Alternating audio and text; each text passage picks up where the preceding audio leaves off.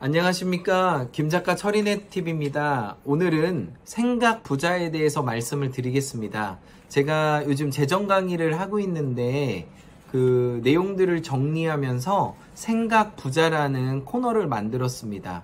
왜냐면 우리가 생각이 가난한 사람이 있고 생각이 부자인 사람이 있습니다.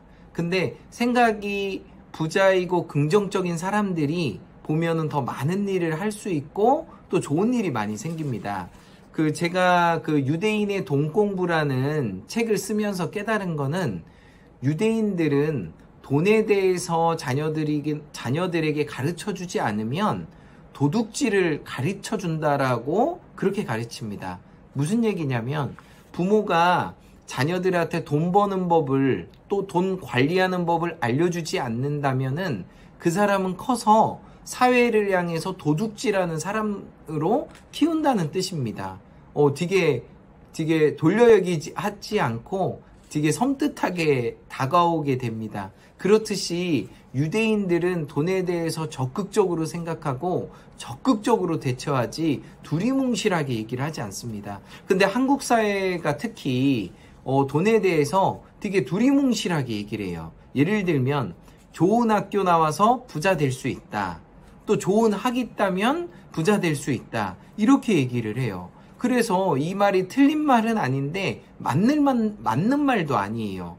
좋은 학교 나와가지고 서울대, 연대, 고대 나와가지고 잘 사시는 분들도 있지만 그렇지 않은 분들도 상당히 많아요.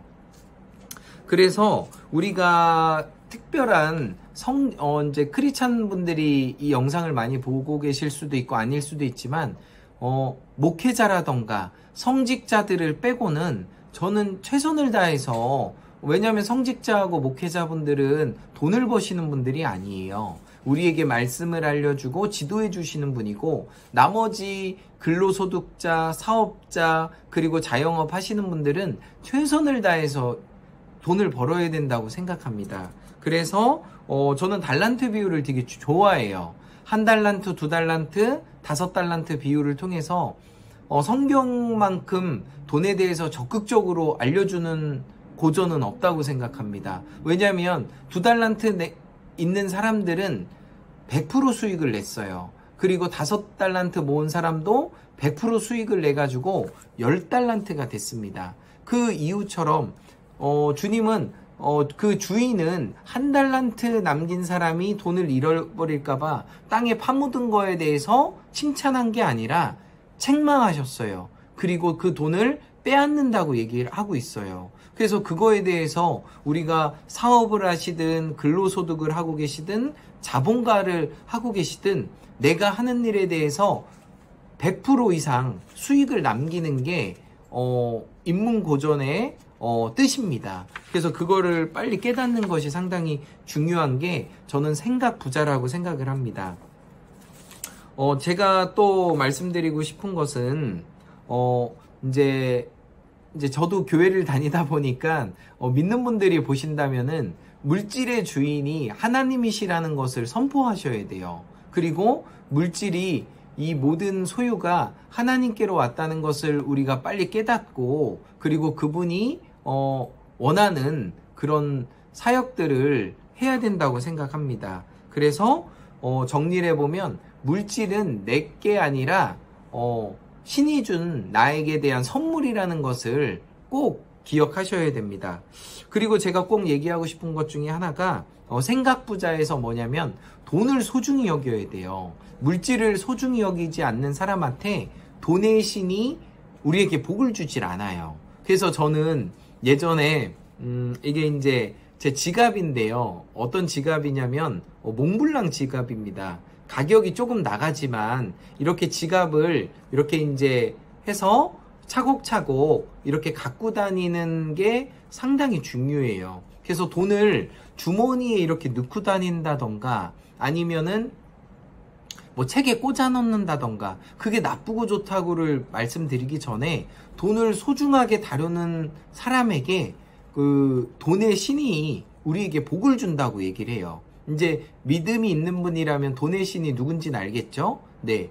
그런 것처럼 우리가 이 돈에 대해서 소중한 마음이 없는 사람 치고 돈에 대해서 긍정적인 사람이 없으세요.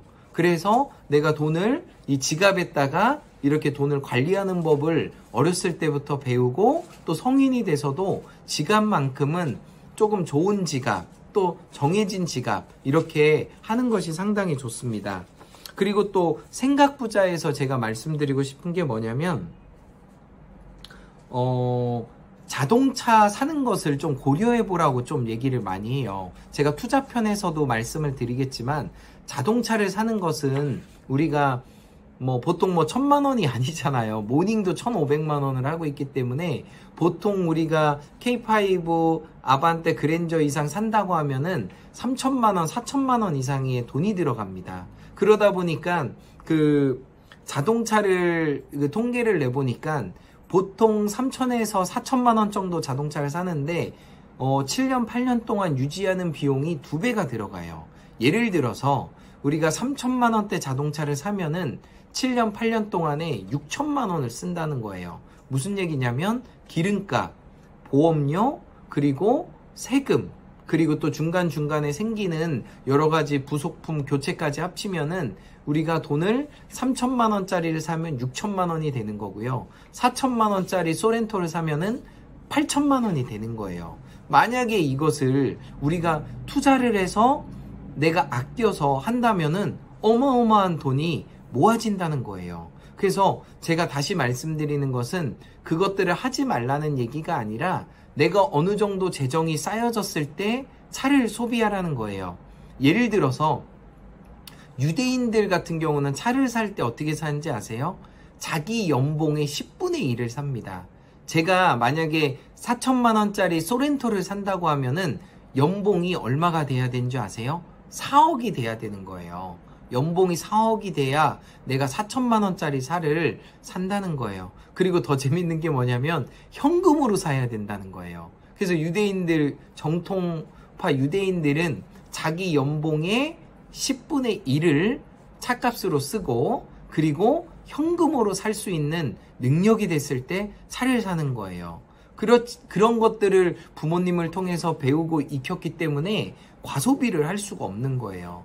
제가 차를 사지 말라는 게 아니라 내 몸값을 그렇게 높이라는 거예요. 4천만 원짜리 차를 산다고 하면 4억 정도가 돼야 그 자격이 있는 거예요. 유대인들 기준이에요. 그래서 이렇게 그 자본주의 세상에서 우리가 물질에 휘둘리지 말고 살아가기 위해서는 생각이 부자가 돼야 되는 거고 돈을 소중히 여겨야 되는 거고 특히 남자는 자동차에 대해서 살 때 내 연봉의 10분의 1 정도를 사는 것이 유대인의 특징이라는 거예요. 또 여자분들은 명품을 사는 거에 대해서 멀리하라는 얘기예요. 그래서 정말 그 명품을 좋아하고 비싼 차를 좋아하고 이런 분들 중에서 정말 알뜰하고 금검절약한 자들이 많지가 않아요. 없다는 게 아니에요. 많지가 않다는 거예요. 그래서 내가 제 주변에도 정말 돈이 많은데 좋은 차를 안 타세요.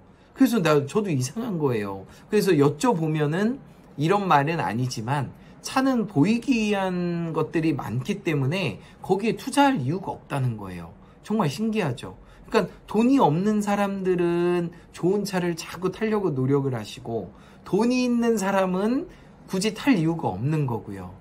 네, 그렇습니다. 어쨌든 이 생각 부자 코너에서 여러분들이 생각이 부자고 선한 사람이고 긍정적이고 됐을 때 좋은 일들이 많이 일어난다고 생각합니다. 여러분께서 자본주의 원리를 빨리 깨달으시고 선한 부자 또한 제가 얘기했던 생각 부자가 되셨으면 좋겠습니다. 김작가 철인의 팁이었습니다.